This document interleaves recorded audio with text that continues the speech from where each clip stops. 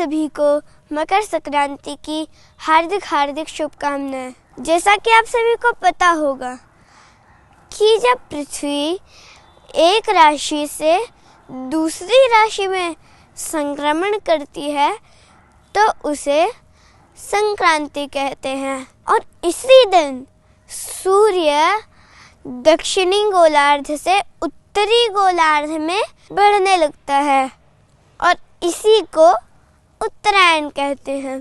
पौराणिक कथा के अनुसार भीष्म पितामह ने महाभारत के युद्ध के समय सूर्य के उत्तरायण में होने पर ही अपनी इच्छा से अपने देह का त्याग कर दिया और इस कठोर संसार से मोक्ष को प्राप्त हो गए। सूर्य के उत्तरायण में होने पर यानी मकर संक्रांति के दिन दान पुण्य का बड़ा महत्व होता है। इसलिए हमें सूर्योदय से पूर्व उठकर गंगा स्नान आदि कार्य करके दलिया, गुड़, घी आदि मिलाकर गायों को खिलाना चाहिए और दान देना चाहिए। अथर्ववेद में भी कहा गया है, शतहस्त समाहर सहस्रहस्त संकिर, अर्थात सैकड़ों हाथों से धन अर्जित करो और हजारों हाथों से उसे बांटो।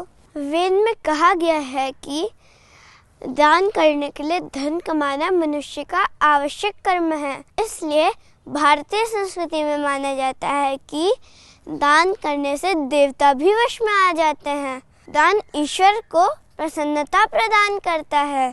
सब लोग ईश्वर को ढूंढते हैं, लेकिन ईश्वर स्वयं दानी व्यक्ति को ढूंढता है, क्योंकि जीवन में किया हुआ दान अगले जन्म में सुख एवं आनंद देने वाला होता है। परलोक में केवल दान ही मित्रता निभाता है और कोई नहीं निभाता।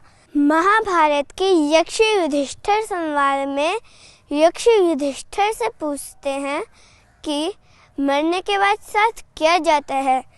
युधिष्ठिर उसका उत्तर देते हैं, मरने के बाद दान ही साथ जाता है। और गीता में भी भगवान श्री कृष्ण कहते हैं, दातव्यमिति यद्दानं दीयतेनोपकारिणे देशे काले च पात्रे च तद्दानं सात्विकं स्मृतम्। अर्थात व्यक्ति द्वारा सुपात्र को दिया गया दान ही परलोक में पाथ्य बनकर साथ जाता है।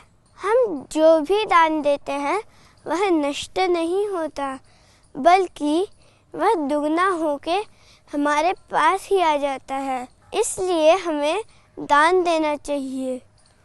धन्यवाद।